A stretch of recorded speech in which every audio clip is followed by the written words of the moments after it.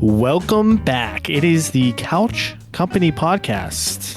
My name is John, and with me, as always, Tyler. Hey, John. It's kind of weird. It is kind of weird. Why is it kind of weird? We're recording over the interwaves, which is to say we're not face to face like we normally are each week. I know. I can't look you in the eyes, man. I know. I was gonna ask if maybe we do like a video recording thing, and I'm just like, I'm literally on camera the entire day. But yeah, me too. I like looking at your little artwork. yeah, right. Just like light up and whatnot. But I had COVID, so that was a thing last week. So we're being cautious. Yeah, we're being responsible human beings, and I don't want to get sick. So fuck you. Yeah, no, I don't blame you at all. And we're responsible to the CDC guidelines of my fever officially broke, I think, on Tuesday. So then it's like 5 days quarantine after that. But now Chelsea's got it. So yikes.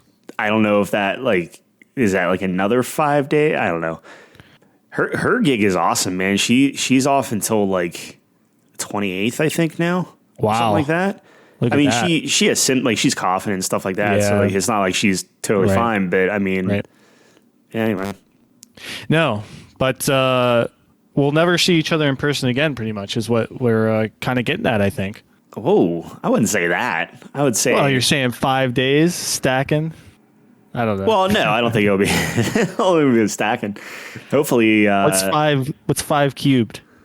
Cubed? Not many days. Yeah. Cubed would be 5 times 5 times 5, right? Yeah. So 125. Is that right? I think so. Wait, what?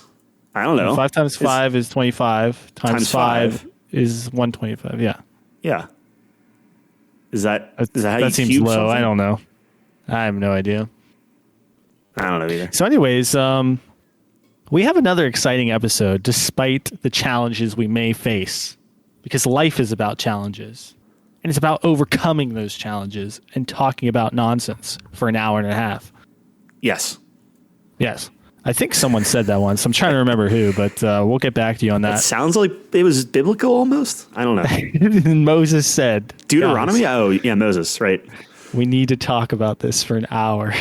You went straight to Moses on the biblical front. That's interesting. I did.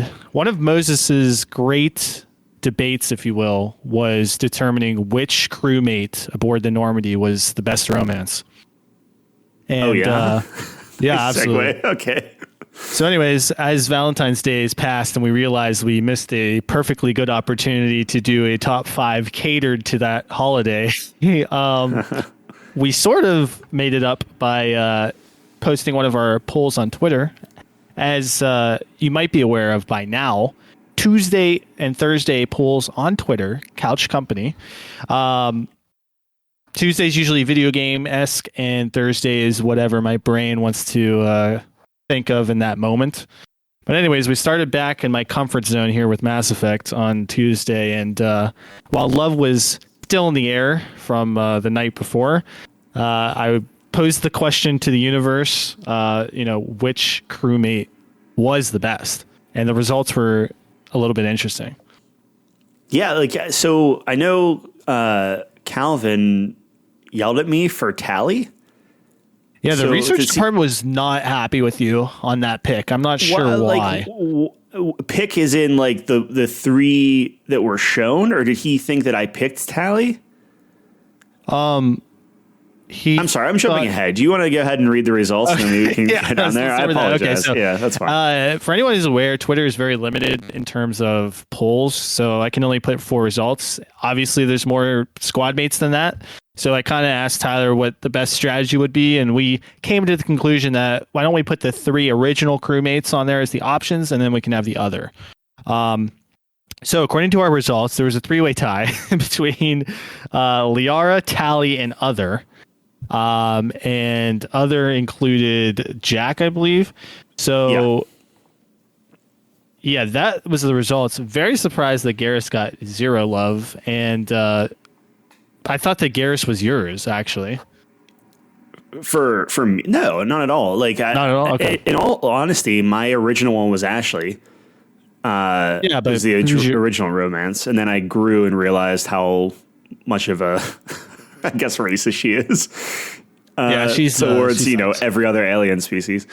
So I one of grew your up, lines is literally, it's not really racist. yeah, it's like that's a red flag, right? Yeah.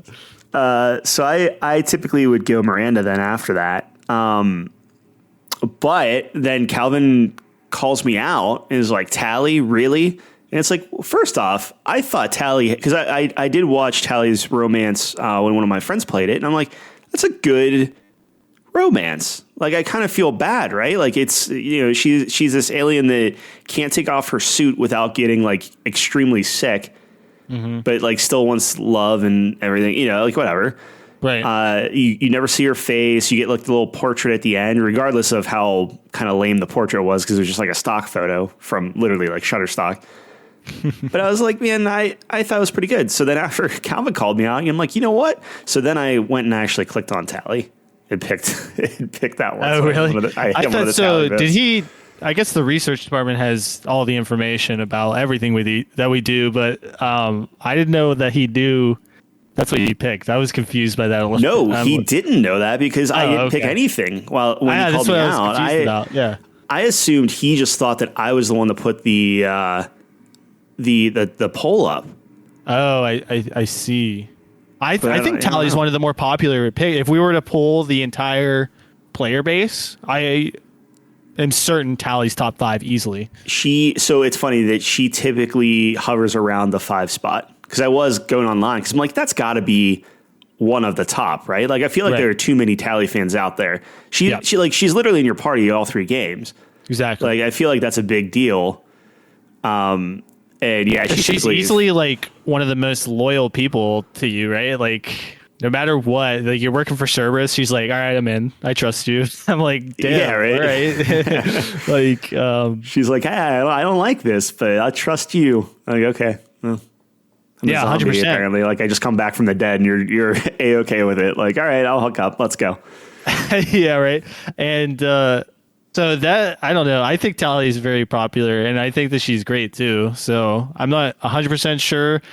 Maybe there's a lot of research that goes into that formulated his opinion. But I like her more than Liara, honestly. I was going to say, I think Liara is probably the most popular. If I had to wager probably. I did the Liara romance on my legendary playthrough. Okay.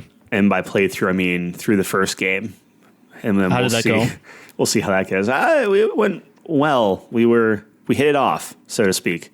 Well, yeah. I think you scored, maybe. I don't know. It seems pretty easy. Yeah, that sounds maybe once. Like, the game always forces you to. I was going to say harder not to. Yeah, the game was very, hey, you're doing this. Like, oh, you were nice to me? Oh, you looked in my direction? Yeah, we're in. You agreed with me 3 times in a row without without a negative response. Yeah. Yep. See, this is what we need to do better, Tyler, in our RPG. It needs to be more nuanced than this. Yeah, like 4 times in a row? Yeah, exactly. Okay. Absolutely. Yeah. And you need to buy them X amount of gifts equating to 100 gold coins. Just like real life. Yeah, exactly. Yep. But yeah, I don't know. That was a poll. I would also, so mine was always Miranda as well. So that was, I don't know. That's me. Like, we did it just because it was the original crew. Because like you said, like, it's like, what are we supposed to do? And it's like, I don't know. Like, here are your 3 choices. I think Jack's a fantastic option. She has some of the best character growth in the entire thing, especially when it comes to the romance aspect of it. Because I kind of hate her in 2, but in 3 she's like great, and that's what we call growth. But so yeah, that's a good pick too. But I thought Thane was great too. No one's giving anyone crap about Thane. I always felt bad about Thane because it's like, just giving him love. He talks about his wife half the time. Yeah, his dead wife, and I'm like, that's kind of a vibe killer for me. But maybe other people can look past that, I guess. Yeah, but like, if you're Shepard and you're just like, oh, like, you don't know, like, maybe Shepard was married beforehand, and like, Maybe whenever he lost his Shepard's crew, married to her career, dude. I'm just saying, maybe whenever they lost like their command or whatever, maybe it was like a little like secret romance. Hey, Can you imagine? Like there's some depth there. I think female ships best romance is Garrus. I mean, like, come on, like, dude, Probably. Garrus is the man. Garrus is spiky, so I just naturally am turned off by Garrus. Yeah, how do you kiss him like that? How does that even work? Yeah, like their mouths are like openings. They're not even like there's no lips. Well, I mean, all mouths are openings, I guess. I mean, he has reach, she has flexibility. It just works somehow. Sure. How come? Ah, man, should have been in our top 5 quotes. I was going to say this is a steamy Valentine's. So tomorrow is Tuesday, right? Yes. And it's February, the second month. It's the 22nd day of 2022. Oh, wow. Yeah. That's crazy. We're one day away. That would have been a fun thing. We're on episode 40, though. That's pretty cool. Yeah. Some people might say 2 is a top 5 number. We are not one of those people. No. It's honestly the second most conceited number. Yeah. Well, yeah. I mean, maybe 2's pretty 11. cool. I don't know. Not to open that can of worms again. Check out our top 5 numbers.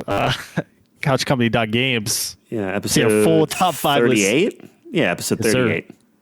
Yeah, that's a number as well. Didn't make the top 5 either. But what was I going to say? Oh, yeah. You know what else we forgot in our, speaking of top 5s, you know what else we forgot in our top 5 video game quotes? Switching to your secondaries faster than reloading. How could we forget that? Who quoted that, though? That's Gaz from Call of Duty 4. Does he say that? He says that.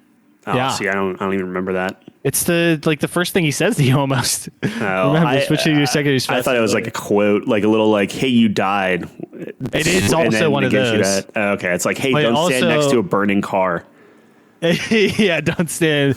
Cars explode in this game. Then they show you a picture of a grenade. They're like, hey, exactly. if you see this icon, maybe go the opposite way. You fucking idiot. Hello? Yeah. You tried to pick this up, didn't you, you moron? Dude, that game was so good. Oh, yeah. My God. Anyways, speaking of good games, I had another poll on Thursday.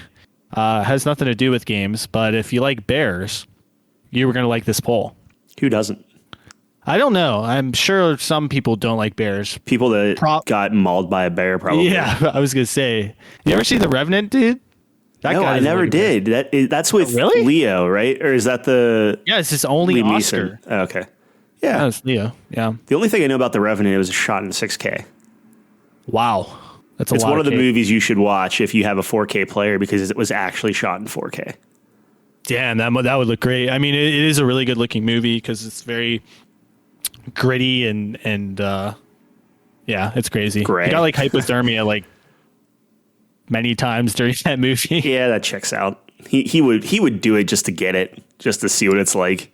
Well, he was like, okay, I can't get an Oscar the conventional way. I'm going to almost die, and hopefully they'll give it to me, realizing that I will only get worse from here. I'm sorry, you said he got it, though, from that?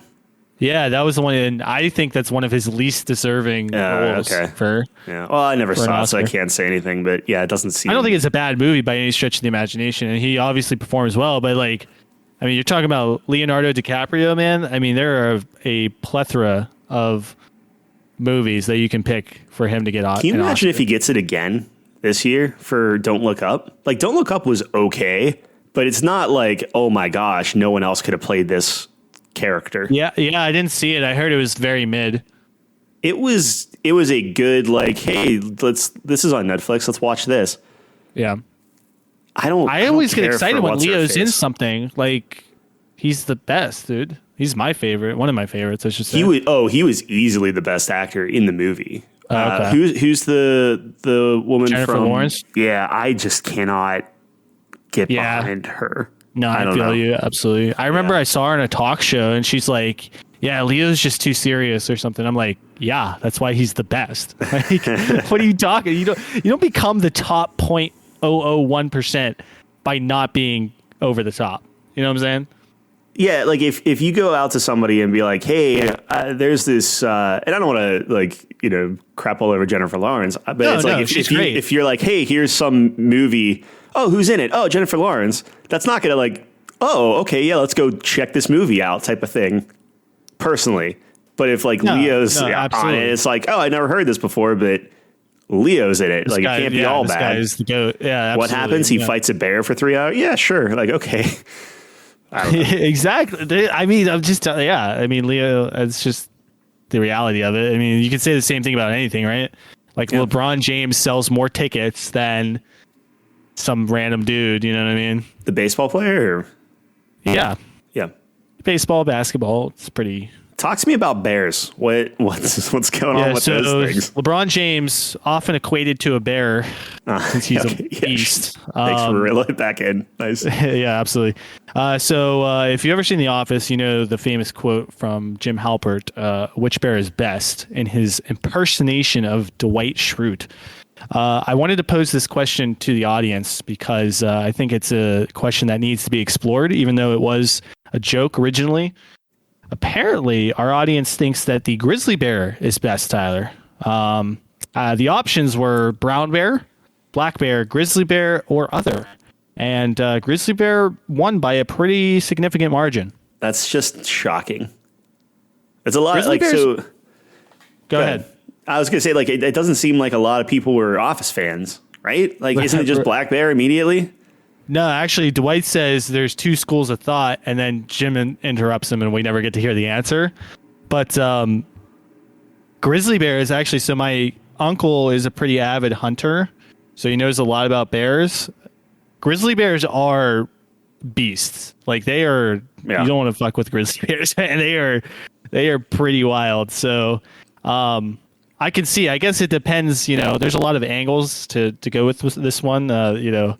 Best is very subjective as we've discovered in our quest to rank everything to the fifth best degree. But it could be aesthetic. It could be, size, strength, whatever your rating is. But grizzly bear did come on top. We did have a polar bear in here in the other category. I do like polar bears. Yeah, polar bear is pretty good. I know we talked about that during our mammals thing. I would have loved to put in like just a koala bear and see how many people yelled at me that it wasn't a bear. That would have been fun. Look, man, if it looks like a bear, the research department would be all over you on that one, dude. Yeah, but it looks like a bear. His little bear ears and everything, just a little different nose. I don't know. I believe we had the panda on our mammal list, right? Yeah, panda's definitely up there. Yeah. Check out our top 5 list on catchcompany.games. Thank you, buddy. Plug. They call me the outlet, bro. Oh, okay. You know why? We could do that couple's costume next Halloween. I don't think Chelsea would like that very much. But if she's still on the injury reserve list, on the sick list. Oh my gosh, that far? Hey, 5 cubed. That's like 100 million. That sounds like yep. That's what we learned at the top of the episode, right? Yeah, I guess. Right? Do you just keep cubing each time? I don't know. Someone agree with me? Yes, I agree with you 100%. Always. Yes, and I'm thinking with portals, Tyler. Sorry, I've evolved past your puny 2D perception of the universe. That's true. That's what gave me COVID. That's true. We were playing Portal. Spoiler alert, Cave Johnson gets really sick because of the moon rocks. I think Tyler also was exposed. Just rubbed off on me. Yeah, I just got like super. I was just like, oh, I can't keep doing this. I was drenched in that stuff, man. I mean, it makes sense. Absolutely. 5.5 hours of Portal 2 recordings and just... Yeah, there's something I really want to give kudos to Tyler because there's nothing worse than not feeling well, but also having to do a puzzle game while not feeling well. That's you're moving really quickly and the motion blur is not a great time for Ty. The motion blur was the thing that was killing it by the end, where I was just like, I don't know what's going on with me, but we're done. We are ending this. So we should have the end of Portal coming out fairly soon here, so that'll be really exciting. Yeah. I hear the ending's pretty good. I mean, you're liking the game so far? Like the game's different than the first one, right? The game's been awesome. Like, wow, what a significant difference. And I was actually talking to Tyler about this. Speaking of couchcompany.games, we have our ratings on there as well, and we have Armello currently ranked higher than Portal 1. Mm-hmm. Now, Tyler wasn't very happy with that sentiment. I mean, it's only off by 1 point. I get it. Like, I mean, if I'm being honest, I get it. Portal is a pretty dated game, the first one. Yeah. Now, where I'm going with that is that the second game is so exponentially better. It's unbelievable. Like, it's like the first game was like a pilot or something. You know what I mean? Like a prototype. test. Yeah, prototype. Exactly. Which is funny because it's Portal, and that's kind of what they were doing.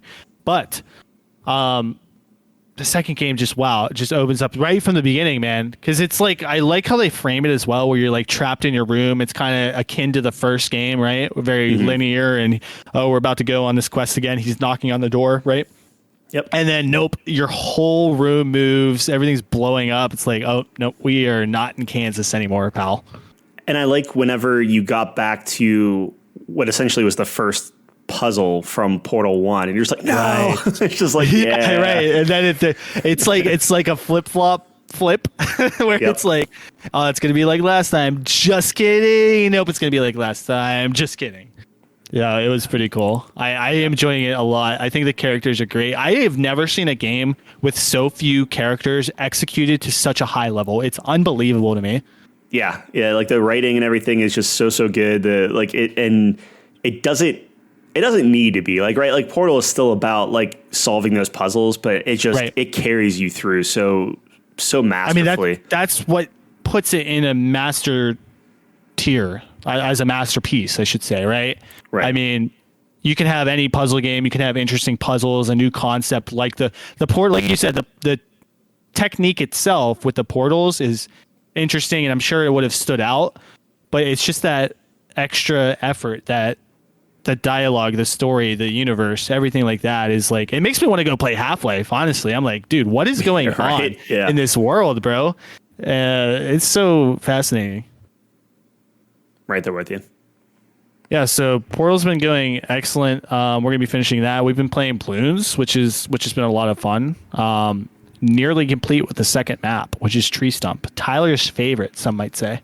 Yeah, I don't know why I don't like it as so much. I mean, like, granted, I also have a really crappy spot, which if you want to go check that video, like, I'm sure that's coming out soon. Like, I don't know. It's just like, it's okay. I had like one good rotation whenever like the whole map was reversed. So like the Blues were actually coming to me first. That was fun. But. Yeah, there's the last mode on medium is it reverses the map. So if you had the worst spot, you now have the best spot, and vice versa. So that's always I think hard's gonna open it up a little bit and like just give it some time. Because the problem is, by the time it gets to me, or by the time I have enough money to do anything, it's not really effective, more or less. But no, absolutely.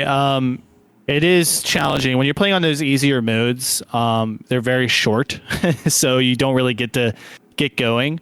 And that's where I kind of like the sort of games we play with each other, semantics, if you will, like the gentleman's agreement of one tower each and things like that. It gets pretty funny, and sometimes you end up losing on easy, and it's very embarrassing. Yeah, well, yep. Nothing more to say about that. Speaking of great games, Tyler, I actually wanted to get your take on this. Now, this is take this with a grain of salt, because I was very drunk when I came up with this idea and put it in my phone. Oh, you weren't in the shower? Okay. I was not in the shower for this one. This was a Drunk John moment, but I want to honor Drunk John's thoughts by bringing it up on the podcast, because I don't want to do him dirty like that, right? He wanted me to ask this question. So sometimes we get questions from the audience. I guess Drunk John's part of the audience, technically. He's in my subconscious, right? That's actually kind of a weird, interesting way of thinking about it. Yeah. Maybe I need to go to the doctors because I have split personality disorder. Don't we all, Yeah, in some degree, right? Sure. Maybe we could table that. That's an interesting discussion. I'm sure that's not sensitive in some regards, so I apologize if that came off as insensitive, but go on. I got you. Okay, so Drunk John wants to know what makes a game great. And specifically, he was asking, because he thought of a couple of examples of this, right? Whether it's due to cutting edge technology, whether it's due to perfect marketing, like marketing campaigns that just do such a fantastic job of getting the game into the hands of the players, right? Or sometimes it's just right place, right time. The culture is ready for this type of game. All the stars align when it comes to those sort of things. You know what I mean? Yeah. Okay. So I guess starting with the last one first, right place, right time. Something like a Fortnite comes to mind for me with that, right? Mm-hmm. Where you have a game that appeals to a wide variety of ages. A simplistic on the surface of it, right?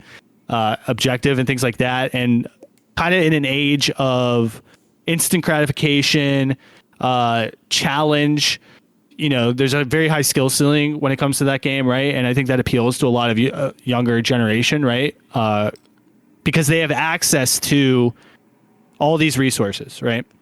Like YouTube and things like that. So there's all these tutorials on there. So a high skill ceiling game can be really unlocked with all of these resources that people have access to. So do you think Fortnite was a right place, right time? And not to split hairs, but it's like, or was it like they just saw a weakness in PUBG and we're just like, all right, maybe it's that. I mean, there could be a fourth category, right? Where it's just an improvement on an existing genre, a perfection of a genre. Like, it's like a craze, right? Like you're capitalizing on the craze, because if you look at all the other stuff, like I would say Call of Duty snuck in right before the end, but that was it, right? Like look at every other battle royale that came out since then, even ones that like shamelessly copy and different things like you can't capture that lightning in the bottle.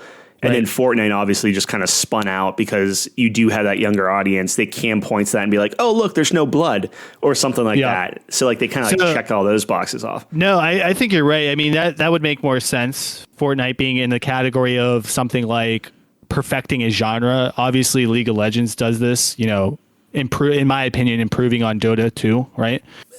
Sure. I'm kidding. Yeah. For all intents and purposes. Yeah, sure. All right. Anyway, so... quick. So kind of along the same lines there, what I would put under the category of like perfect timing or like the right time would be if a game is good on its own, like the good merit, but then the thing that like really propelled it was the timing. And for do you want to hear what Drunk John had for? Oh, I'm sorry. Yeah, go ahead. Yeah, absolutely. And I'll let you. Yeah. So what he had was Call of Duty 4. Oh, okay.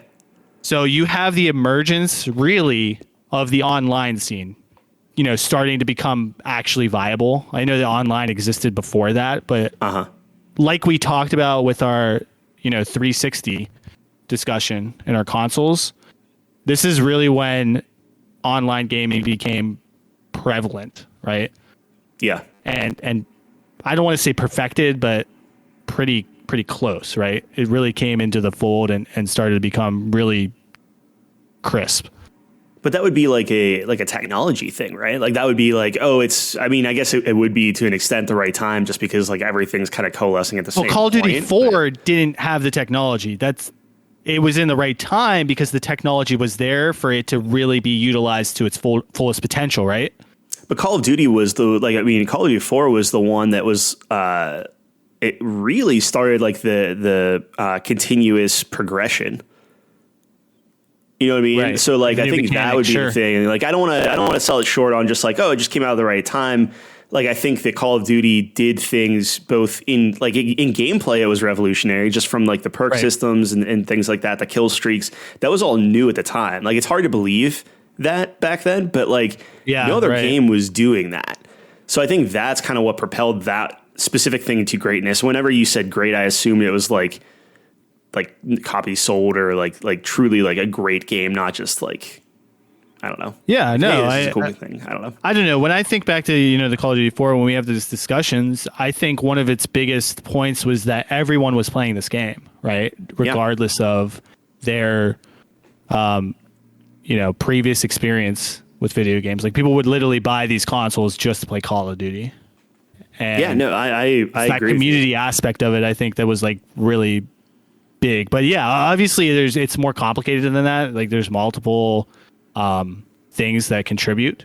But what were you going to say in terms of right place, right time? You had an idea.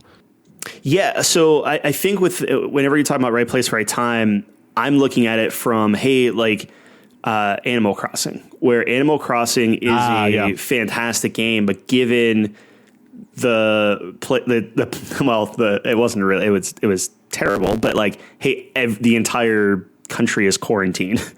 Right. So like everyone's stuck at home. They can't do anything. And here's this game that's literally about being detached from the hustle and bustle and just be like, here's your village. Like, oh, here are all these different friends that you could just talk to and just like communicate with within this. And like, I think that was kind of this cool thing where it was like, oh, hey, just come over and just let's be together. Like, we don't have to necessarily like do anything like crazy or whatever. It's just like, oh, come over, check out my village. And like, you're just kind of in your own space. You can be as social or as kind of closed off as you want to. And I just thought that was something where, like, again, it was a good game in its own right, but would it have taken off? Like, even me personally, would I have played it as much as I had it not been put out at that exact moment in our like kind of country's history? I don't think so, but that's just me. I don't know. No, I think that's an excellent example. I think you're totally right about that. It kind of elevates it to the next level because of the circumstances surrounding it. So yeah, that's a really good thing. Can you think of anything in terms of like, what is the best marketed game you've ever seen in your besides Brink? Brink. Yeah, he knows what I was gonna say. Yeah, I don't know. Like, I don't even think Call of Duty was that marketed. Right. It kind of took off once 4. It kind of went crazy after the craze happened. So I'll tell you, Drunk John said Final Fantasy VII for this one, because this is the first time we really saw a JRPG come to the West, and they spent so much money marketing this to. You're talking the original? Yeah, the original, because it was the PlayStation 1.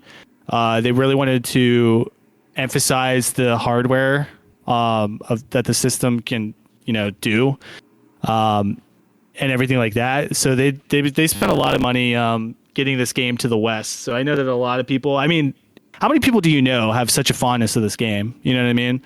I think a lot. You and Kyle, that's really it. Everyone else is kind of lukewarm on it. Gerard.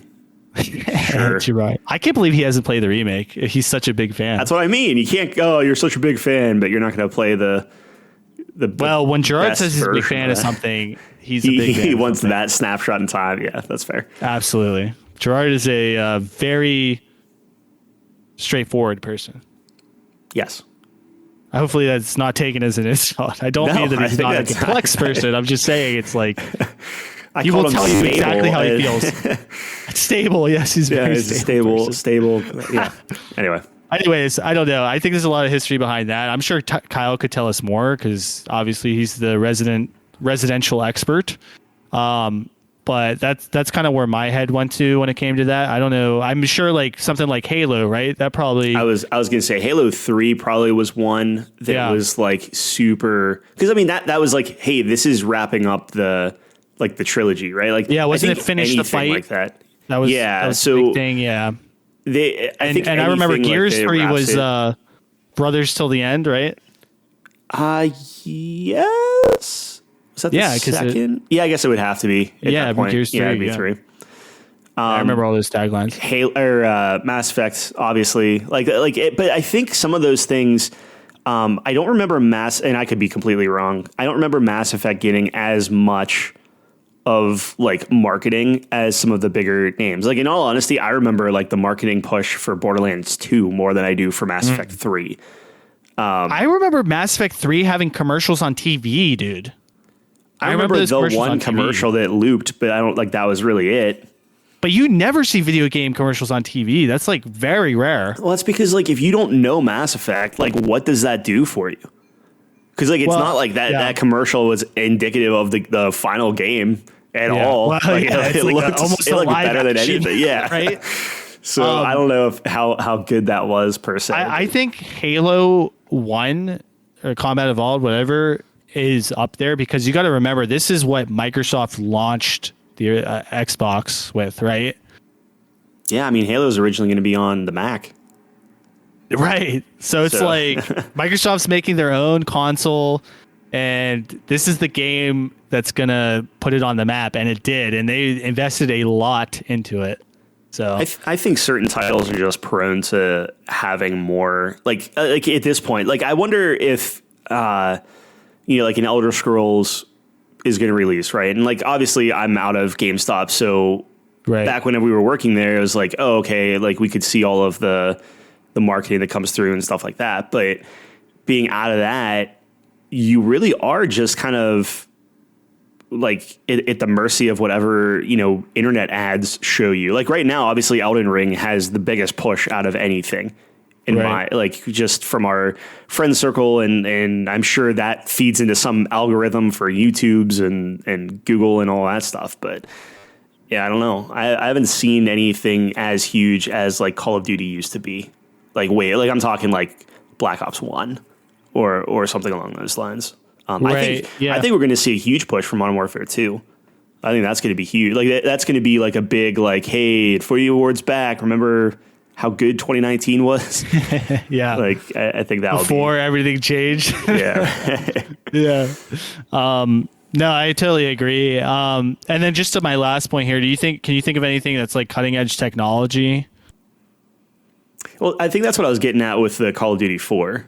Okay. Like, sure. I don't know if it's like quote unquote cutting edge technology, but it's like it's a cutting edge shift in like what a game is. And I think Fortnite to an extent had that, but I don't want to say Fortnite was the one that necessarily did it. Obviously, PUBG was the one that kind of like propelled that like the battle royale game mode kind of into the limelight.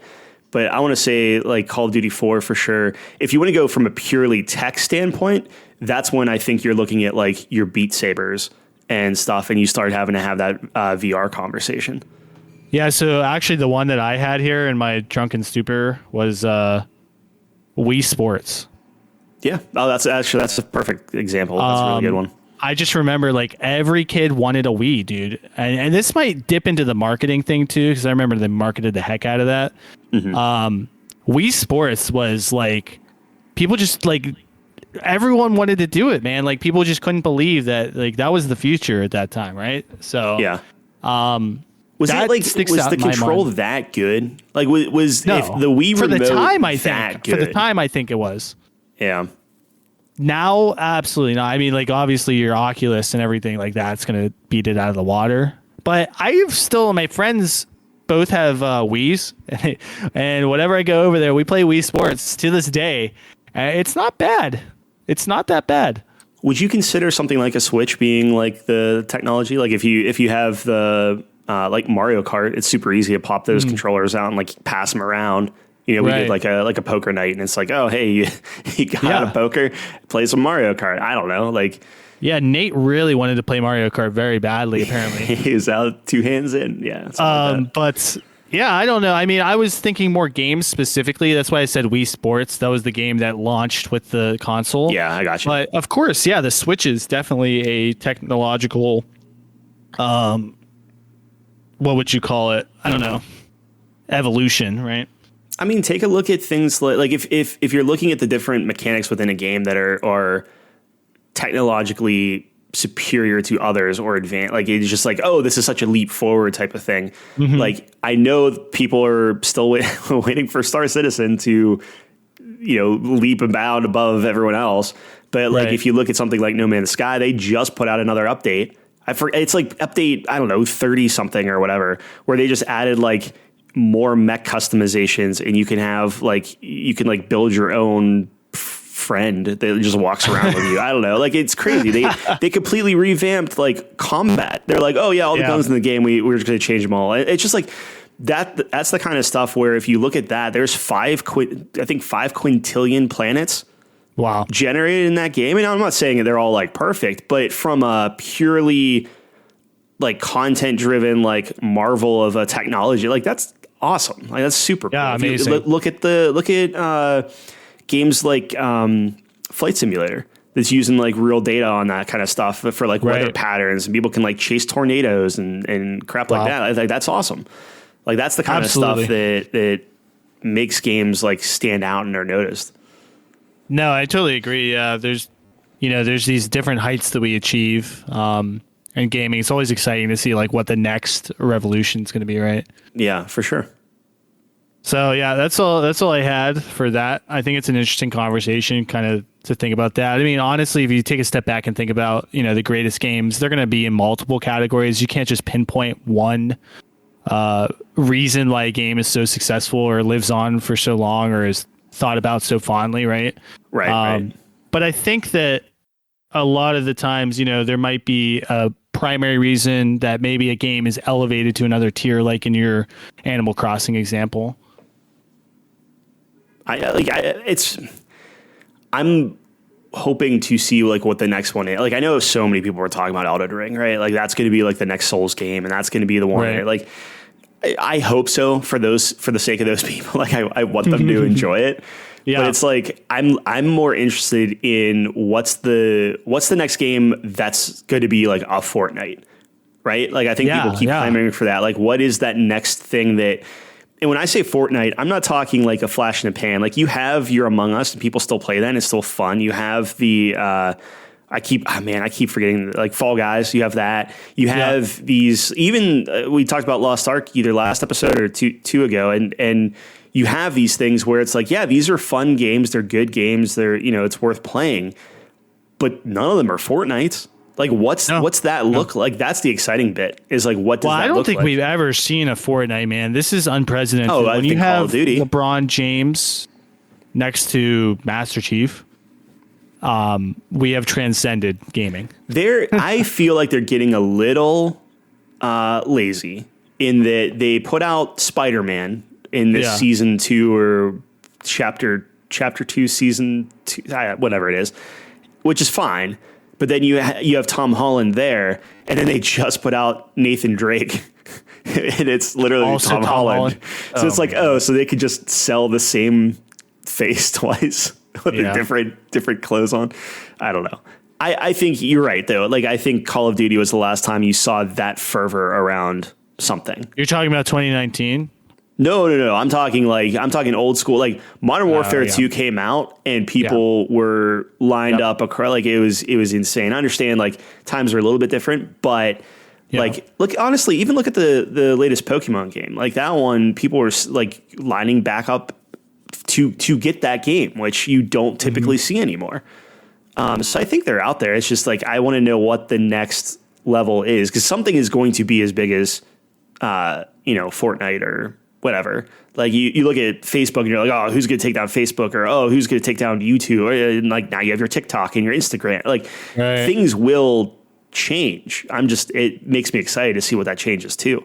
I think honestly, like, and I know you asked me about the metaverse and how that's scary and all that stuff, but it's like eventually I think VR, well, maybe not necessarily VR, but it's going to be like this AR weird combo thing. And once that becomes mainstream, that's going to be the foundation for like the next big hit, I think. Yeah, it might be. I mean, it's definitely possible, but I don't know. There's something to be said about traditional gaming, quote unquote.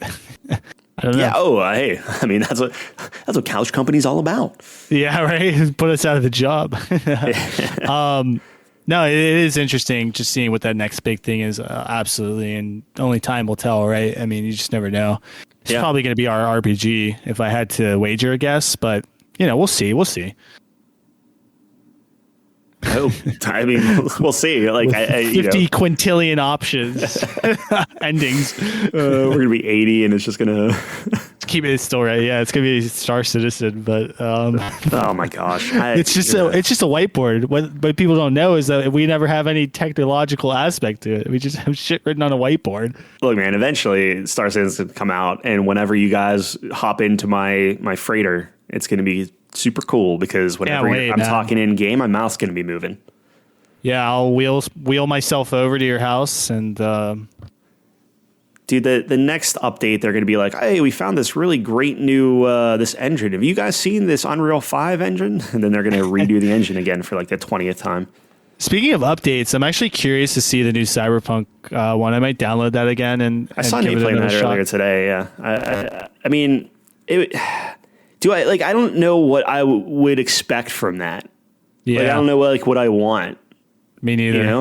Well, I want more content. Like I actually quite enjoyed the story. personally. I know I'm in the minority, but I don't think the things that I disliked about that game, it wasn't like the bug. Like, it's not like, oh, these bugs are gonna make ruin my enjoyment of the game. Like, I thought they were manageable, more or less. Mm-hmm. Like, I think it was more about like just the systems and the inventory and stuff like that I just wasn't feeling. Interesting. I actually quite enjoyed, well, the inventory stuff, I don't know, but I enjoyed like combat and everything in that game. And I know we've talked about that before, but yeah. I guess it was more like the map and like understanding like, okay, this is a primary quest. This is a secondary quest here. Like I thought the map was laid out quite nicely. That's surprising to me. I thought you would actually an area and being like, okay, hey, you did everything in this area, move on. And that doesn't it tell you that? Not to the extent of something like an Odyssey or like a God of War. So you want it really I want a checklist that I can go through of all collectibles and all missions and just let me go and experience the game at my own pace. Yeah. Yeah. No, I totally get you. I did have a lot of fun completing the missions and stuff, but I guess it could be a little more clear about. I remember some of them actually took me quite a long time to find too. It was like really weirdly placed on the map and things. So I mean, I still have Red Dead 2 that I need to install and play through. So like going back to like Cyberpunk, while I might enjoy that world like more or like that kind of aesthetic more. Yeah. I mean, I want to do new stuff. I think that's what I'm learning the older I get is I just want to play new things versus going back. Cause like I keep going back. Like I went back to God of War and I'm just like, man, I don't want to do this. Like I love this game, but I'm going to ruin it for myself if I try to go back and play it again. Yeah, I totally agree. I've always been like that, actually. I rarely rewatch things or replay things. I always am looking to the next thing because I feel like I'm wasting time if I'm like, I have to really, really love something to rewatch it or replay it. I mean, Chelsea's watching Sons of Anarchy for like the 15th time. And I just I'm like, I don't know how you do it. I mean, like, hey, she enjoys Some people love it. Like, more power to her. Yeah. Well, I mean, that's how we become an expert. Like, my friend David is like, he knows everything about Lord of the Rings. Those are his favorite movies. And because he watched them so many times, you know? So, more power to you. Like, when you can sit there and tell the difference between a extended scene and the regular and tell me exactly where it cuts and everything like that, it's like, hey, man. Exactly why Five Armies is the best of the 6 movies. Yeah. Moving on. Yep. Oh shoot, what was I going to say? Oh, speaking of aesthetics in games, some of the best game aesthetics I have found are from the Borderlands franchise. Yes. It's an art style, and they know what they do. Like they know what they want from it. Yeah, I'll give you when you have a game, or even better, any property that knows what it is, those are the best kind of properties. Something cohesive, like just across the board. I like it. Yeah. Yeah. It doesn't take itself too seriously because that's not its goal. And it's akin to like video games should just be fun. You know what I mean? Yeah. Like nothing. So the one thing that always stood out for me for Borderlands is there's an interview with Randy Pitchford, whether you like him or dislike him as a person and all that stuff. But he had an interview and they were asking him specifically about fall damage. They're like, hey, whenever you jump off a massive cliff, there's no fall damage. And he's like, yeah, is fall damage fun? And they're like, no. And he's like, yeah. So he took it out. It's like, oh, perfect. Like that right there is kind of like the spirit of what I consider Borderlands to be, where like, this combination of things breaks the game. Yeah, but it's fun. Okay, go nuts. Like that kind of thing. Like that's what Absolutely. I liked about Borderlands. That's like their mission statement encapsulated, right? Like, yeah, we want players to have fun. Yep. Yeah, it's not trying to be the most realistic game. And I feel like we run into that, nowadays where the graphics have to be the most realistic. The physics have to be realistic. The gameplay, everything like that. And there's a time and a place for that, for sure. I know that a lot of people enjoy something like Escape from Tarkov. That's like super hyper realistic. You literally have to put gun parts together and the ammo is very scarce and damage is very real and everything like that. But there's something to be said about, dude, it's a video game. I want to just go wild. I want to blow things up. I want to have unlimited ammo. I want to be unkillable. I want to jump from a mountain. You know what I mean? Like, there is something to be said about that kind of gameplay. So why are you bringing up Borderlands?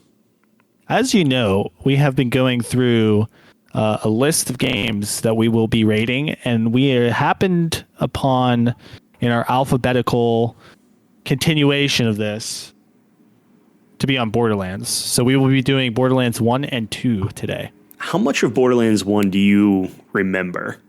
I'll be completely honest with you, and I was just about to say this. They all blur together for me a lot.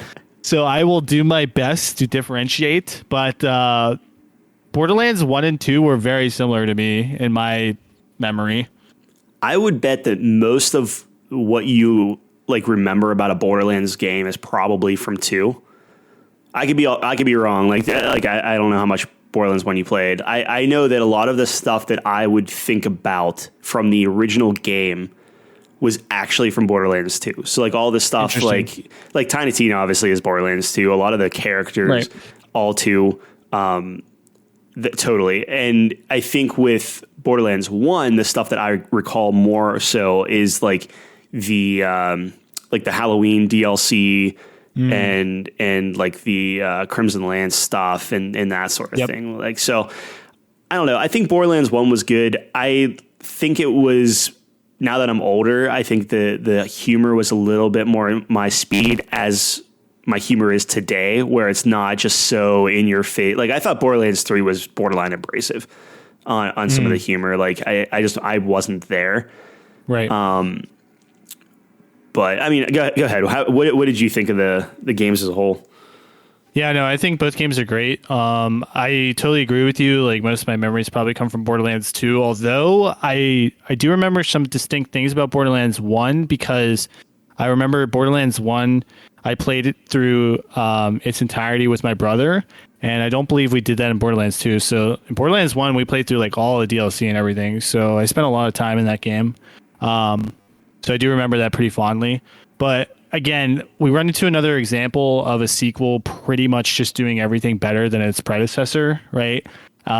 Taking the formula, running with it, and just improving on it seamlessly. So Borderlands 2 was just fantastic, and it has some of the most memorable characters, like you mentioned, Tiny Tina, right? And Handsome Jack, who's on one of our top 5 lists for one of his Hammerlock, quotes. yeah, right. Yeah, and it's just so many iconic moments and lines and crazy things that happen in the second one. I think it's a lot of fun.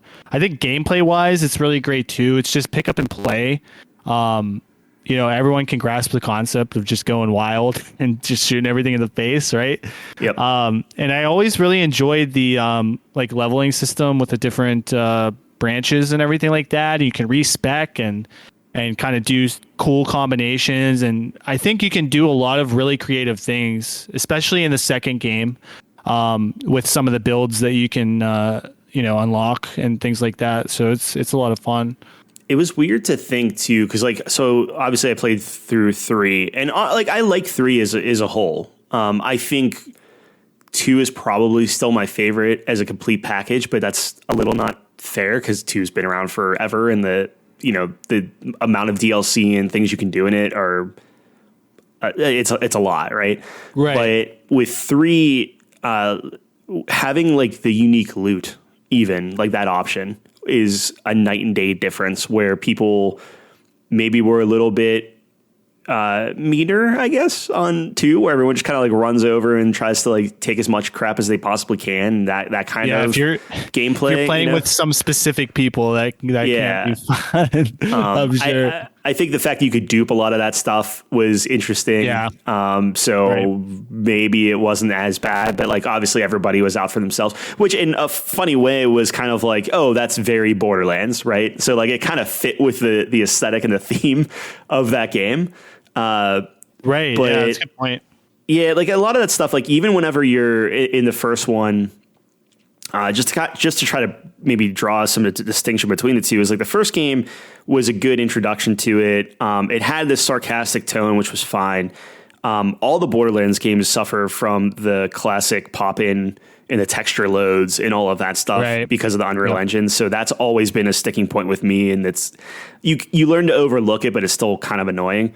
And I think some characters at like the high res part, like for texture wise are good, but there are plenty of like just bad textures in one.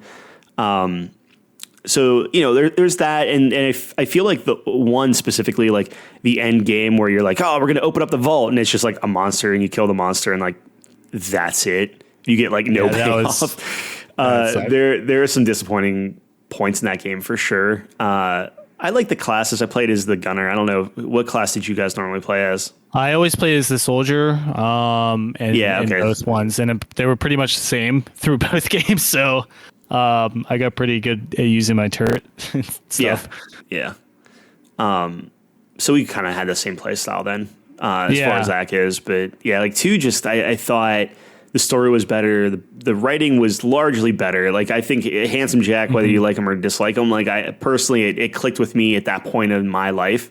Where that I think humor it's still funny. I don't know. I think he's still a well-written character. He is for sure. And even Tiny Tina to an extent, like my thing was like, I don't know what it was with it. Maybe 3's writing was just, maybe they got a different writer. I don't know, but it just, it did not, none of the jokes landed with me. Dude, it suffers from the same thing that we were talking about with our Back for Blood kind of review, where it's like a kind of caricature of what they thought the previous games were, and it's too over the top. You know what I mean? But technically, you could even say that from 2. So like 2 was it taken a step further from, like 1 was obviously the most reserved of the 3, but 2 took it a step further, and a lot of people liked it, and that was fine. And then 3, well, I guess technically there is also the pre-sequel, which I never like 3 doesn't come out until a while after, right? So yeah. To me, it's far enough removed where it kind of distorts itself, whereas 2 kind of takes, you know, the foundation of it and builds upon it. I think 3 kind of gets ahead of itself a little bit. But you have such good writing in Tales from the Borderlands on the Telltale joint. Yeah, and it left me with like, oh, you can tell like a good story that's still in the world with still the same kind of like character and bite and dialogue, but like it was just smarter. I don't know how else to describe it. And yeah, like Claptrap just makes me like cringe anymore. Which is maybe it's just maybe he's supposed to. I don't know.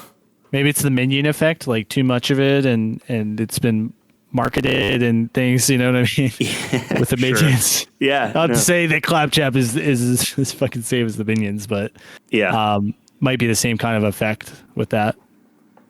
Yeah. So, I mean, like if we're talking like ratings and things like that, like how do you make a distinction between the two games? Like how much of a swing do you think? Yeah. I'm curious what you think the gap would be. I think there is a gap, obviously, like we said. I think 2 definitely does things better than the original. Is it as big of a gap as something like we did with Left 4 Dead? I'm not sure if it's that large. Wow. Okay. So for me, it might like be like a 10-point plus.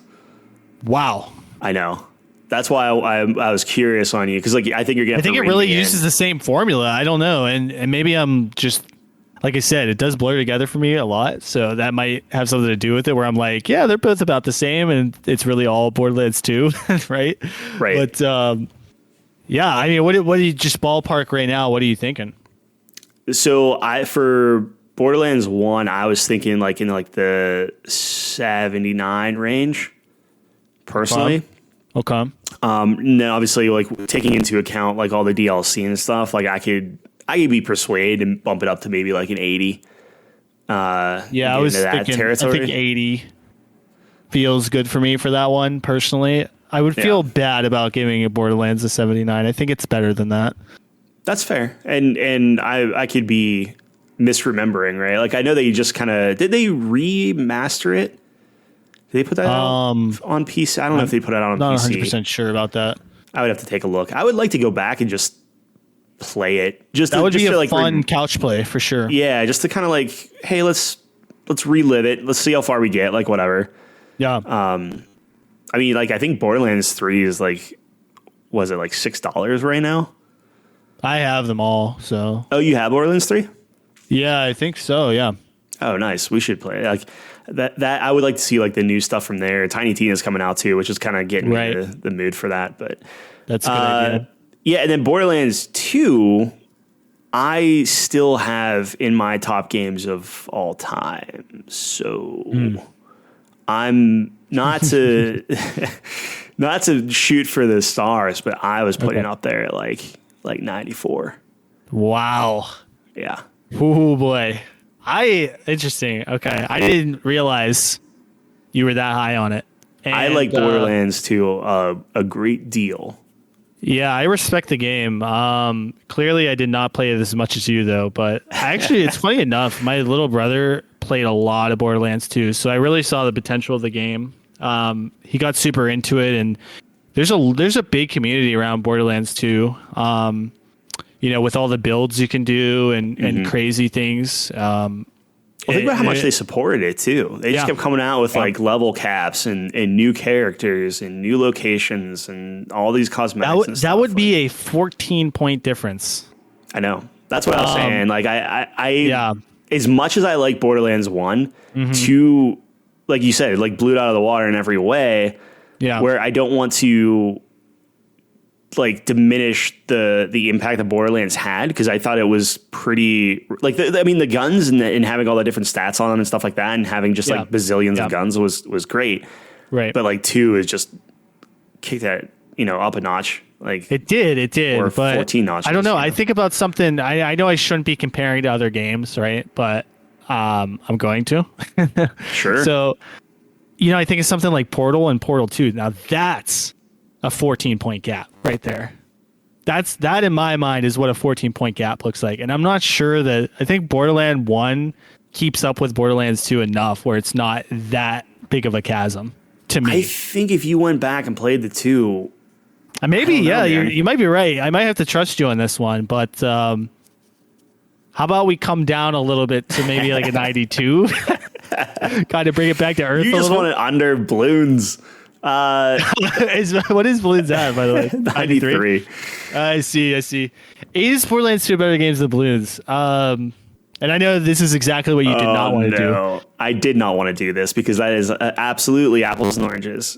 I'll tell you what though, you're not gonna like my answer. If you're gonna make me choose I think between Borderlands 2 probably is a better game, right? I think it is more. Yeah, I think it is. It's just more. Yeah.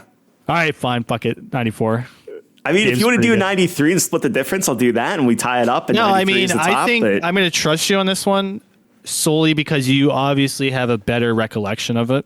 Do I think it goes into like the next tier above gold? No. I did want to boost Borderlands 1 though. I think you might be sleeping on it a little bit too much. All right, what do you want to put on Borderlands 1 then?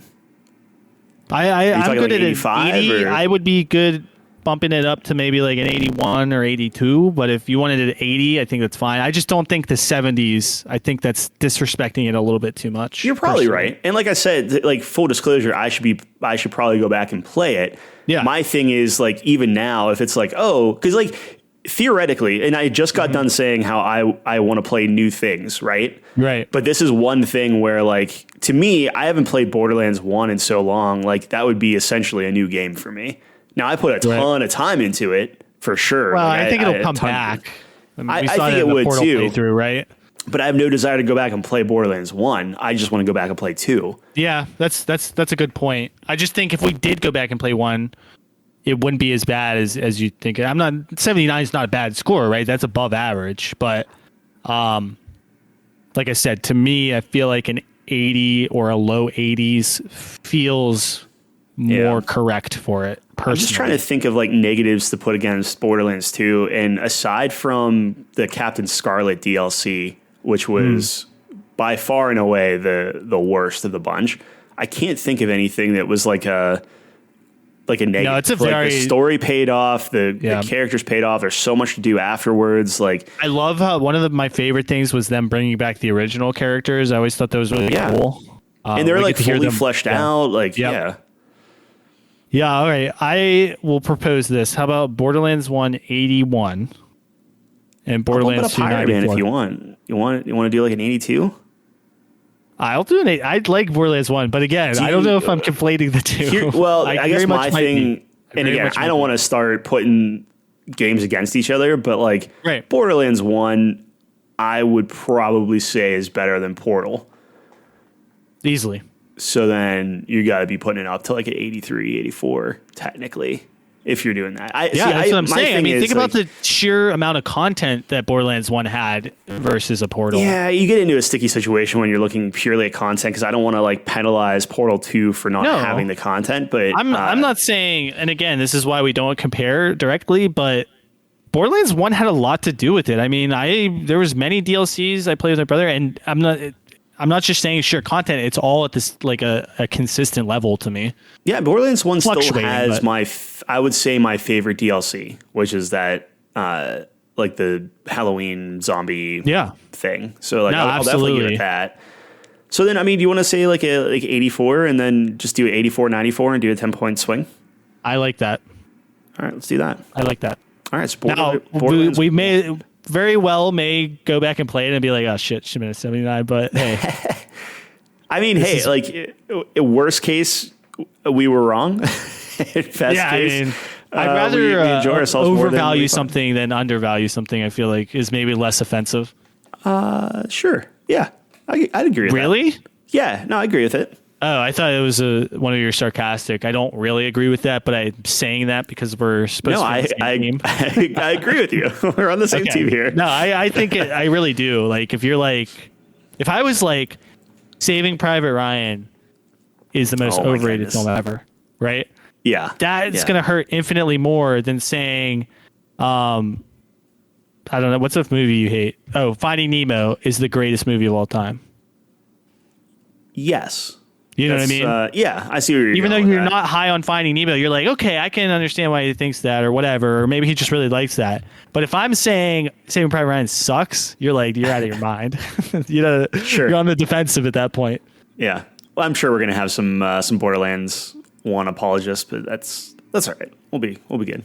Saying that it should be higher or lower? Yeah, I know, going higher, but that's fine. I think 84. I don't know. I got it from 79 to 84, so you guys should. That's true. Yeah, I mean, you're obviously that's a 5-point swing. That's pretty big on it.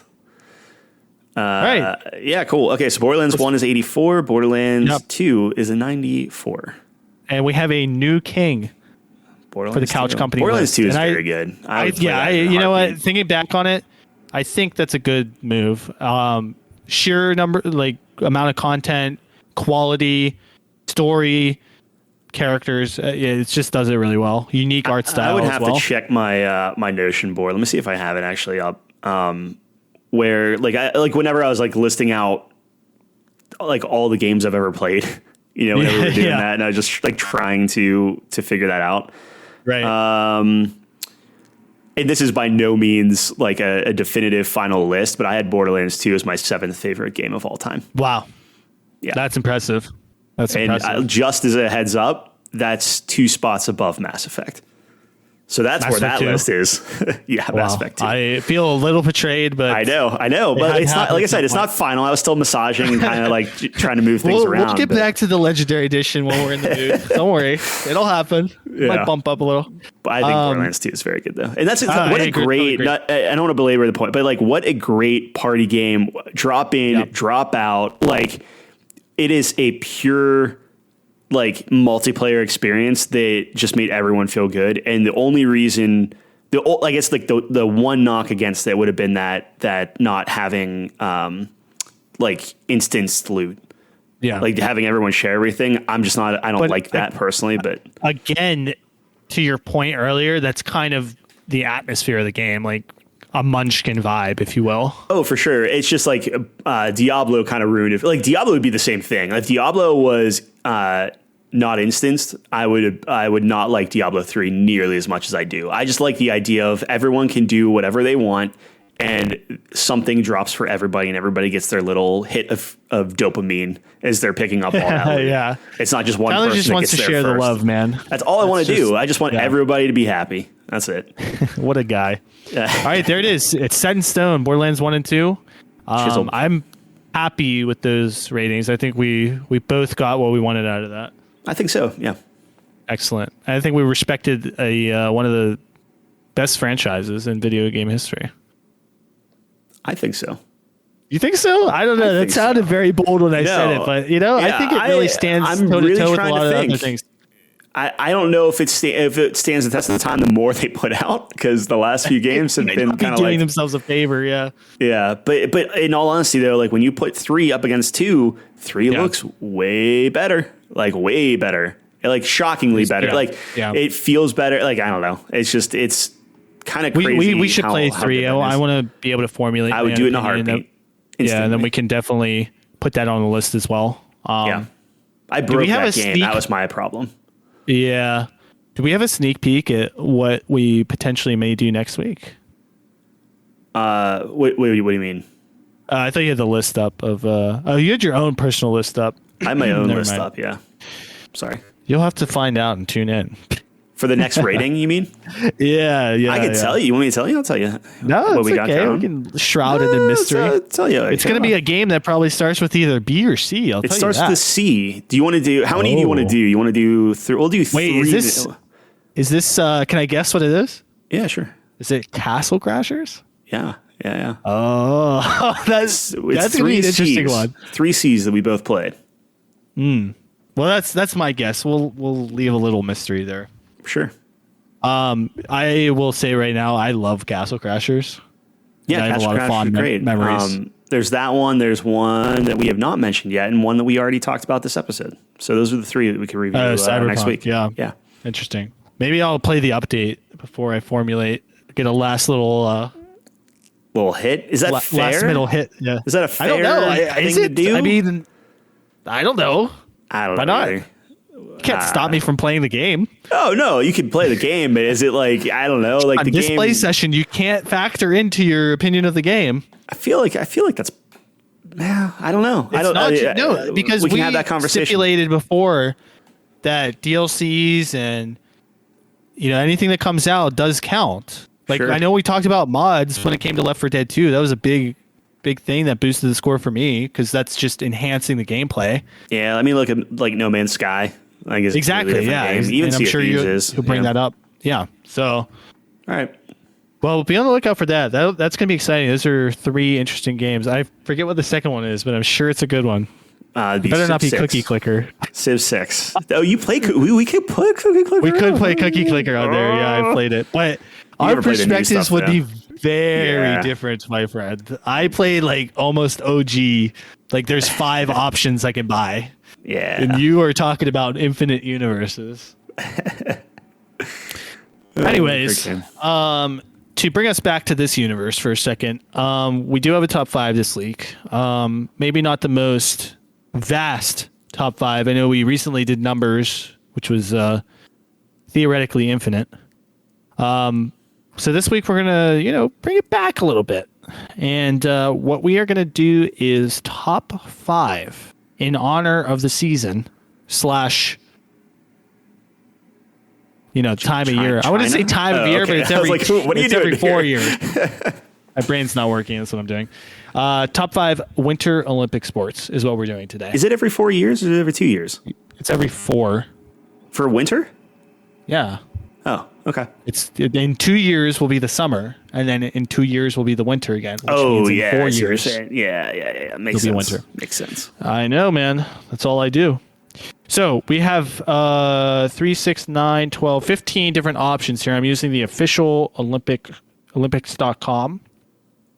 And I'll just run through them, Tyler, and we can go through them and talk them out. All right? Sure. Yep. And then we'll just kind of, I'll lean on you to put down any maybes. Of course, you're a maybe person. And in terms of rules, it's just from the ones listed here, right? I mean, so there's only 15 options. Is this something where it's just like, hey, all 15 are on the maybe list, and we just start trimming? Because this is going to be probably our shortest one. Out of your maybe duties? No.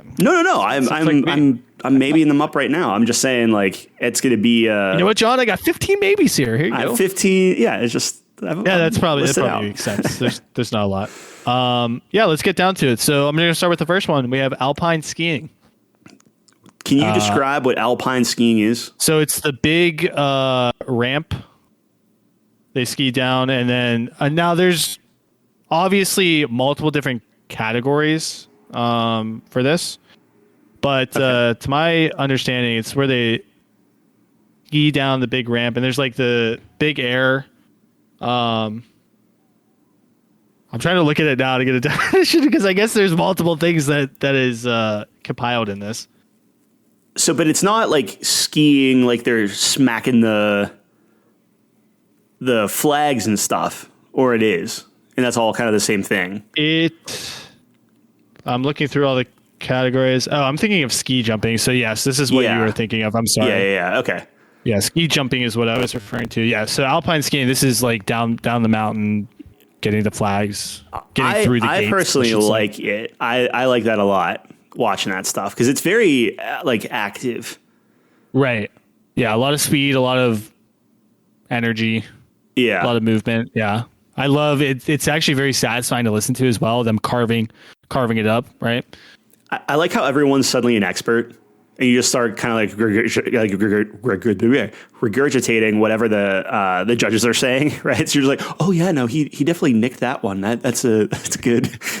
Yeah. Every 4 years, dude, you become an expert in a sport. Nobody knows suddenly everybody has an opinion on everything. Yeah. So I think this is a classic one. This is what you think of when you think of skiing, obviously. And I am definitely, do you think it makes it automatically? For me personally, I know we don't have a maybe list because they're all on, exactly. Yeah, now how do you feel about that, huh? Well, let's keep going. Let's keep going. I would like to put it on, but there's some other good ones on here. Exactly. I don't think we can put it on the first one. We got to kind of see. So let's do this. Let's go through, see if we want to chop any. Okay. You know what I mean? Then we can come back. All right. Next one is the biathlon. What this one is a long distance skiing. Yeah. You also carry a gun with you, and you have to stop at certain points to shoot. I think this is a very cool one, personally, and I am partial to this one because my mom actually did this, and it's like her favorite. So okay, so she did perform in it. Yes. See, that's what I thought because Chelsea was like, "Oh yeah, his mom likes that, right?" And I'm like, "Yeah, I think she." Likes it. It's more than just a. I like this one. I thought she actually did it. She did it. Yeah. I mean, obviously nothing crazy, but yeah. So I'm gonna level with you. Like, if you feel strongly about it, we can absolutely put it on the list.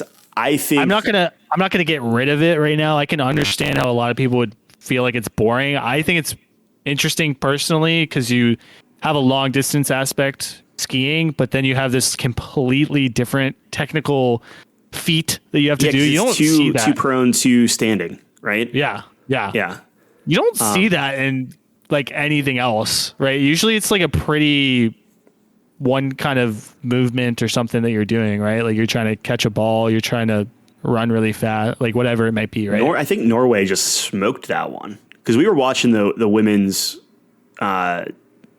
group do it, and they were like. It was actually pretty fascinating. It's just like I thought the ski portion was very like boring because it was just like okay, and they're like trudging up the hill. You just felt bad because it was like blizzarding out. Yeah, yeah.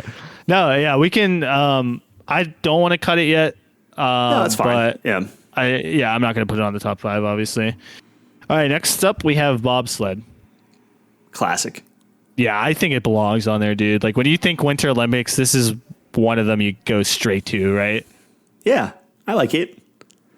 There's something about having the team together. You pack in. I love them running the sled down, and then they're just in the chute or whatever it's called, the tunnel or whatever, and they're just fucking speeding, man. It's really cool. Mm-hmm. Do you think this is a top 5 when you're looking at all the other? Yes, I do. Sports. Okay. All right. Do you feel strongly about it, or do you want to hold off? No. I will. This will be the first one that makes it on our list. Okay. I feel pretty good. Next up is cross country skiing, and very much akin to the argument you made before. Yeah. How do you make biathlon more boring? Take out the shooting. Exactly. And That's make it kind of where longer. my head's out too. So if biathlon's on the fence, I think this one definitely doesn't. Although I will admit, it takes an incredible amount of skill. It's extremely difficult, I'm sure. Especially in Beijing, man, with like the altitude and stuff, like that's got to be. Oh my God. Yeah, insane. That's crazy. But it's just not fun to watch. I'm sorry. It's just, it's just kind of boring, honestly. We'll move on. So we'll cut that one. That'll be our first one cut. Next one. This is a good one, Ty. This is curling. Yeah, it's on the list. 100%. Curling's right? on the list. Okay. I was gonna say. Yeah, I just want to make curling's sure, one of my favorite. It's such a unique sport. It's so fun, so satisfying to watch. I just love it. I mean, everyone in their life has had a broom in their hand and pretended they were a curler. I mean, that's just like something do. I love when kids learn curling because like as a kid, like it was all like, okay, I know skiing, snowboarding, like honestly, even the biathlon, I think I probably learned about before curling. And it wasn't until like high school or something where suddenly it was like, what are these people doing? It's just like when you learn what that sport is, you're like, that's awesome. Because out of all these sports, that's the one where you're like, I could be a curler. I could do this. Yeah. But truly, like if you look at all of these, like I guess maybe a bobsled, like you could shove me in a bobsled and throw me down a hill. Sure. Maybe even a luge. But like curling is the one where like, that's one I would want to do. I don't know. You could not do a luge, but anyways, you could. I'm saying physically you could. It wouldn't end well. It would be bad. Yeah. I would not want to. I'm just saying, like you could. Yeah, you could do it. You could like 80 miles an hour down the Highway 60, whatever it is. Yeah, I agree. Curling's amazing though. Also, I want to shout out a flash game I used to play called Monkey Curling. That was like the most fun game ever. What is with you and monkeys? I don't know, but it was such a you had all these monkeys, obviously, and you could buy different power-ups and stuff. So some of them were like sticky monkeys, and they would like obviously stick, whatever. It was a fun game. Look it up. Monkey curling. It was awesome. All right. Curling's on the list. And bobsled's on the list. So we only have 3 left. We got to be careful. Yeah. Next up, figure skating. How do you feel about that? Figure skating. So this one gets a little tricky because if you're talking about like, hey, I want to watch a solo figure skater dance around the ice and do their like triple axel flip, backflip things, I'm all for it. I love that. I think that is extremely fun to watch. On the flip side, we were watching some couples. I think we actually watched the U.S. team couple figure skate, and it was just snoozeville. Like they were good. I think they actually won. And I was just like, I don't know. Like, so you like the individual? I think it's more like if a person isn't spinning in the air 26 times then landing perfectly, like that's what I'm coming to see. It's kind of like gymnastics, right? Like I want to watch you do something that is just mind-boggling, and even when you land it, I'm still wondering, like, are you still going to fall after the fact? Like, how did you do that? Like, type of thing. Where the figure skating, like, couples dances and stuff, they are like shockingly good at being like so in sync. Like to the like, it seems like every single like molecule is like in sync with each other, which is awesome. That's cool to watch, but like. After the first maybe like 5 seconds, 10 seconds, I'm like, yeah, okay. Like you guys are very good at mirroring each other. I don't know. Right. Which that might even take more skill. I don't know. Like I don't want to like diminish any of that because these are, Olympians, but in terms of like enjoying sitting down and watching and enjoying the spectacle, like, I don't know. Yeah, no, absolutely. I think I'm the same wavelength as you on that. I think it's impressive. It's just not my cup of tea personally. I don't know. I don't even know what it is really. It just doesn't really appeal to me too much, but it's obviously impressive. But yeah, I think I kind of grasped the gist of it pretty quickly. And I'll be honest, when it comes to interpretive like scoring, I guess, when it comes to sports, I'm not a huge fan of that. I like definitive winners because there's less controversy when it comes to that, right? When you have a judge kind of determining.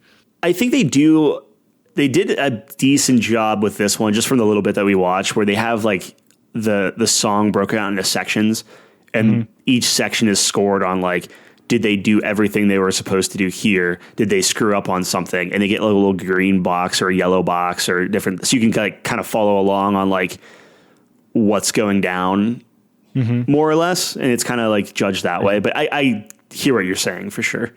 Yeah. So for me personally, it doesn't make it. Do you have a strong feeling? No, I'm fine taking it off. I just wanted to make that distinction. No, absolutely. I think you're totally right on that. All right, the next one I have here is freestyle skiing. So this is where they go down the hill and perform tricks and things I of like that nature. this. I like this more than snowboarding, which is insane, I think. That is interesting. I don't know if I like it. Not to jump ahead, I don't know if I like it more than ski jumping, oddly enough. Yeah. But I don't know. What do you think about this one? No, I think it's always been cool. This kind of brings me back to my X game kind of days, although obviously the Olympics predates X Games. But this is kind of what X Games is about, kind of doing tricks and stuff. And I always find that cool and things like that. I don't think it's as much action as something like the alpine skiing, right? Like the downhill skiing.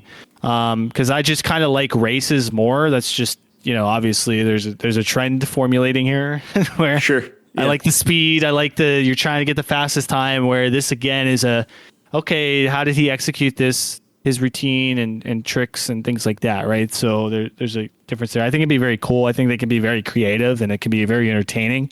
I just don't know if it beats the racing kind of. Yeah, it's like, how many times can you see the same thing over and over again with like, oh, this person's slightly better than this person by 0.001. It's hard too, because it's like, I'm not an expert when it comes to skiing. I'm sure if you're an avid skier, you can appreciate it much more. Like, wow, that trick is so hard to perform and the technique required to do this. And you know what I mean? Like, the more knowledgeable you are about the subject, the more enjoyment you're going to get out of that. And just for a noob like me, it's like, oh, okay, he grinded on that rail. That's nice. It's like the biathlon is like, oh, he shot the target, or the curling is like he got it in the bullseye. Like, I hear you.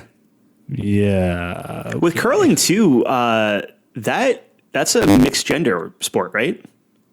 Not to go back, but that's kind of a neat thing. I think so. Let me take a I thought it's like teams are... No, there's men's and women's. There's mixed. Is it? There's 3 categories: women's, men's, and mixed. Oh, okay. So I was watching the mixed one then. Okay. You were watching the mixed, yeah. Cool. Freestyle skiing. It's cool. Like, whatever. Yeah, it's cool. Yeah, I don't think it makes I'm good it, keeping it off, yeah. Yeah. All right, next up I got ice hockey.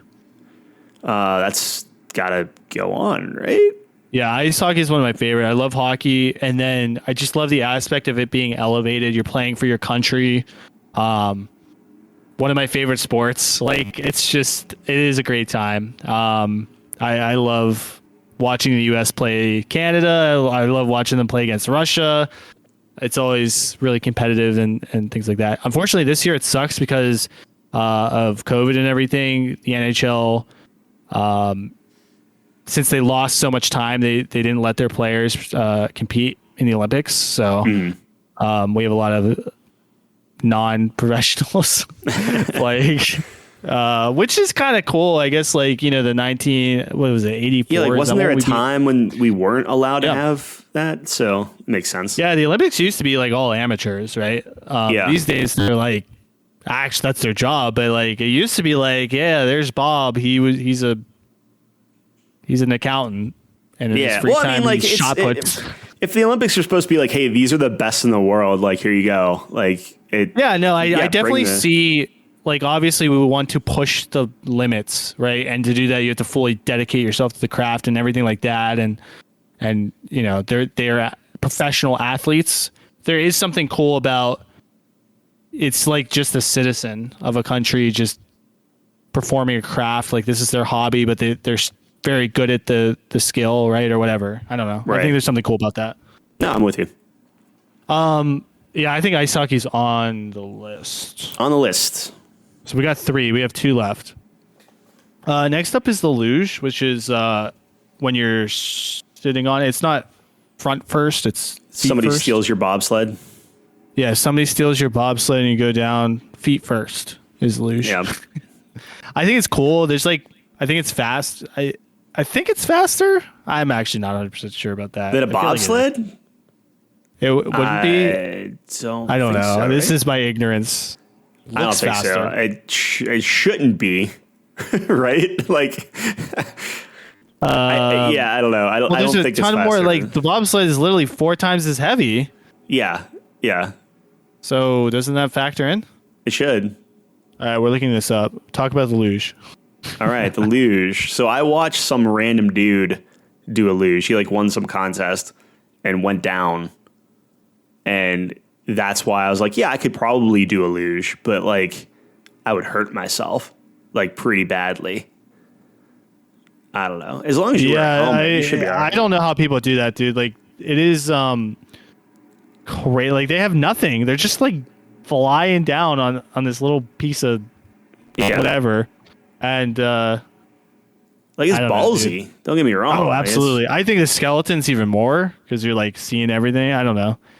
I guess there's something a little yeah. bit more comforting about being feet first. Yeah, the Or skeleton. do you I don't think I've disagree? ever. No, I agree with you. I don't think I've ever seen the skeleton like in practice. I think that's the Oh, only really? one of all of these I've never seen. Yeah, because they're going down on their stomach. Yeah, the skeleton's the one on their stomach, right? Yeah, like why? I wonder why anyone. Like, why would you do that? Because you love it, dude. You're adrenaline junkie. But it's like, what do you get at? Like, what's the difference? Like, why is the person that's on the luge like, okay, this guy is specializing in feet first, and this guy is specializing in like face first. Athletically speaking, what is the difference between those two people? Just your insanity. I guess. One guy I has bigger have no legs, and idea, then man. one guy has bigger head. I don't know. Anyway, I know I'm being very dumb on that kind of stuff, but Well, I mean, it wouldn't be a Couch Company episode if we weren't ignorant about something. did you All find? right, it looks like bobsleds are a little bit faster. I would hope so, man. Yeah. All right. I'm just gonna leave it there. All right. So what do you think about luge? You think it deserves to be on the list or no? No, I Or- think if we have bobsled on there, I think luge and spoiler or skeleton probably don't make the cut. Sure. I appreciate them, and obviously it's a lot more scary. I just personally like the team aspect more of the bobsled. Yeah. It's kind of like It's a just curling more thing. iconic. Yeah. Yeah. Next up, we have Nordic combined. So this is a combined long distance skiing and ski jumping, I believe. Mm-hmm. I don't think I've watched this ever very much. I didn't even realize this was a thing until I was taking a look at this list. I didn't know that it was called Nordic Combined, so that's news to me. But Yeah, that's what it's called. again, anything long distance is just not something I want to sit and watch. yeah, unless I it's think like a rather than hot- picking this one, just pick either ski jumping or cross country, right? Like, Yeah, I don't know. It just seems it's just literally a combination of the two. I guess if you wanted to cop out, you could combine the two, right? If you were fighting for a fifth spot, that would be a nice little compromise. In the world of TikTok and instant gratification, I would be more inclined to do the ski jumping because I just get constant hits of jumping versus waiting for somebody to go cross country and then do a quick jump. I don't know. No, I got you. I appreciate it though. It's an interesting kind of event. There's not many events like that, right? Where it's, you have a team of very different skill sets, right? And kind of have to combine to win there. So, kind of a cool concept, but I don't think it's going to make the list for us. Yeah. Next up, we have short track speed skating. These are interesting. I like it because it is quick. So you kind of Right. get like that instant, like you find out very, very fast who wins. It's nuts to see people wipe out. Like, Yeah, that's the best part. I watched one. Much like a NASCAR event. Yeah, Not that- exactly. Like some guy like taps the dude's back, and I assume you weren't allowed to touch anyone. No, But this I guy think like he- reaches out and like taps his Yeah. like little butt, and this guy just flies. Like he Yeah. just gets careens into the wall and just gone. Yeah. Wow. I don't know. There was a fight after that, I bet. I'd be pissed. It's cool. I do like it. I like the racing aspect. I like you said, the quickness of it. Is it top 5? I'm not sure. I mean, we only have 2 spots left, and we have some heavy hitters coming up. We could keep it on the maybe thing, unless you're talking. I mean, like, so maybe let's bring speed. I know speed skating's the last. Let's bring that up. Yeah, Maybe let's so we bring have that short up. track Okay. speed skating, and we have regular Yeah. speed skating, which is, Yeah. you know, I think I watched like it was like a was it 20 kilometer or some it's a 2 kilometer insane thing. I don't know. Yeah. Where people are like in the middle and like pushing each other and like, going Right. around the circle. Like, do you like Right. that more, or do you like the short track? I don't know. stuff? Or are you just not Oh, wow. a speed skater like fan? Speed at all? skaters, speed skating is cool. I think I like the short track more actually, which is interesting. Yeah, like that's kind of where I'm at. Where It's just like so fat, like it's just you blink and it's done. I don't Right. know. I like Yeah. that. It's just one after the other, you know. that's where I'm at. But I mean, yeah. you know, I think so. You want to eliminate just regular speed skating then, and keep short track around while we yeah. Let's see. cross Let's some see other what. things off. Sure. Let's see that. Yeah, next up is skeleton. I think we already kind of talked about that one, kind of in the same category as the luge. I respect the hell out of it. I think it's really fun, but I think the bobsled really encapsulates that kind of sector. Yeah, I didn't even know skeleton was a thing. Like I said, so I would put that above luge. Now that I know how badass you are going down Yeah. face first. Agreed. That's scary as heck. Yeah. That's nuts. You have to be insane. It's literally called skeleton too. Like what the fuck is Yeah. wrong with you? All right, next up I got ski jumping. Ski jumping. Yeah. I like ski jumping because this is like a distance thing, right? Like Yes. this isn't like Yes. like you're not being fancy. You're Nope. seeing how far you can go. And I get some enjoyment out of that personally. I do too. I like the really long skis. I like the crazy air that they get. And again, it's a definitive winner, right? Which Yeah. checks all my boxes. Like you're like whenever that one person gets a really long jump and you're just like, oh man, how can anyone beat that? And then the next person goes and like just crushes it. Ugh. They just like It's fun. fly through the air like a bird, man. Yeah. It's like crazy. I mean, wow. It is really cool to watch. And then you start looking and you're just like, yeah, like, okay, that's good form. That's bad form. Oh, what were they thinking? You know, like, yeah, it's one of those sports you become an expert really quick without having Yeah. any experience doing it. I love it. Meanwhile, there's no way in hell you'd ever catch me on a ramp that steep and everything like that. No, dude, I would be frozen on the freaking ski lift. You kidding me? Yep. That's impressive that they do that. I mean, those ramps are huge. Yeah. All right. So do you want to put it on? I would put it on the list personally. Yeah. I'm good with putting it on as well. So we All have right. 4. We have 1 spot left. Yeah. We already eliminated speed skating, so let's just go to snowboarding. How do you feel about snowboarding? So remind me real quick. So are these just like the tricks, or is there something snowboard like adjacent that like almost like alpine skiing is?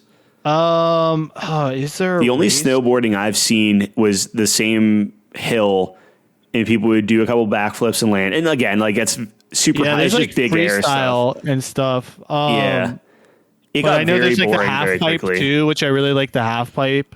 That's like a Shaun White joint, right? Yeah. Let me see. Cross. Like it was cool. I like those. I don't know if. So I guess my thing is like if we look. So let's for sake of argument say snowboarding is on the I think maybe. there's a racing aspect to it as well, but I'm not 100% sure. And and I haven't seen it. That's why I was asking. Yeah. The thing that we're looking at right now is alpine skiing, biathlon, snowboarding, or short track speed skating are the 4 maybes we have right now. Right. If we put snowsporting as a maybe. How do you feel about snowsporting or snowsporting? How do you feel about snowboarding? I do enjoy snowboarding quite a bit. I think it's really cool. But is it better than alpine skiing? I'm not 100% sure about that.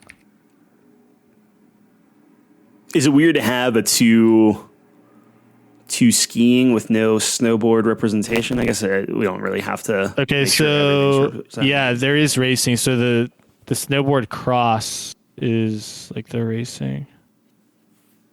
I don't think I've ever seen a snowboard racing. It's like skiing. Like they have the gates and stuff, and they go through and they have all the hills. Yeah. Well, then I mean, hey, I'd be fine putting snowboarding on. Yeah, snowboarding encapsulates all of that. I think it's like kind of because on the official page it just says snowboarding, so that encapsulates big air, the freestyle, half pipe, the racing, all of that. So it's like a lot more in one category. And I do enjoy the snowboarding quite a bit, so I would be good putting that on actually. Sure. Yeah. So then we would kill alpine skiing, biathlon, and short track speed skating. Is that accurate? Yes. Okay. So on the list currently is we have bobsled, curling, ice hockey, ski jumping, and snowboarding. Yeah. Okay. I'm good with putting snowboarding 5. Oh, so you would actually put snowboarding. I was thinking ski jumping is 5. Oh, really? I thought you were going to fight for ski jumping. I'm totally cool putting ski jumping 5. Absolutely. Oh, yeah. Okay. I misinterpreted where you were coming from. So the moment you said snowboarding has all like the gates and everything else too, like I'm in, like that's fine, because I don't care so much for that kind of stuff. If it's between skiing or snowboarding, I kind of, which I know is sacrilege to say. I view them interchangeably, but yeah. No, I got you. So let's do ski jumping 5. That sounds good to me. Yeah. Yeah. I'm gonna go on a limb and say I would actually even put bobsled at 4. How much do you like bobsleds over snowboarders? I like snowboarding, man. I don't think you'll have to convince me very much. I do like it. I thought you weren't very big on it, which is why I was like, okay, let's just compromise off of that. I wasn't very big on going down one ramp and doing a backflip, and that's it. I'm good with the other stuff. Yeah, the racing's cool. The half pipe's awesome. I like the big air too. The big air is so fucking cool. That's pretty much, I mean, it has everything. That's pretty much ski jumping. The half pipe's unique. It has the racing, like the alpine skiing, right? Like it's just like the everything. big air is okay after like the first like 4 or 5 times you watch. Like I was watching it was like I was watching the same thing like over and over and over. And it's you got true. 3 points better this time. Like that's great. I just think it's cool. Like the announcers do a good job of getting super hype when someone lands like a big trick or something, which I think is always really fun. I will say, good. I was gonna say in ski jumping, it's like they get the distance and then they get to the longest thing, but in big air they're doing like these crazy fucking tricks, and you're like, dude, they're gonna die. Like, what's going on? Like ski jumping's great, and I know that I talked about I like a definitive score and everything, right? Mm-hmm. But they're literally all going off the ramp the same way. Like there is a best practice for that's fair. Ski jumping. I like there's a little more creativity when it comes to like the big air, but I also do get the racing, which gives me that definitive this guy crossed the line first kind of deal. Yeah, no, that's fair. But bobsledding is really cool. Like I said, it's very unique. When I think of the Winter Olympics, I do think of bobsledding, but how strongly do you feel about snowboarding over bobsled? It is interchangeable to me, so that's kind of a your call on that. I was trying to give you ski jumping because it seemed like you were hot on both of those more than ski jumping, which is totally fine. Yeah, I know I've been talking snowboard up a lot. I think I'll put bobsled third. I think it's iconic to me.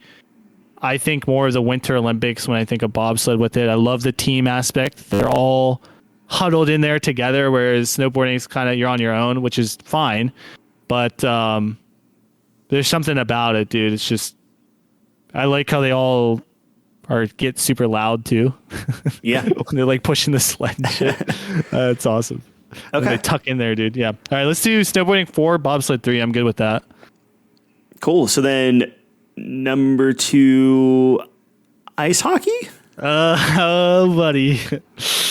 I like curling. I love curling. But Tyler, ice hockey's the fucking best. But is it better than curling? In my opinion, yes. So here's my okay. If we're going to say top 5 sports, yeah, I think I make a completely different argument for hockey. I like hockey. Right. Hockey is my favorite sport to watch.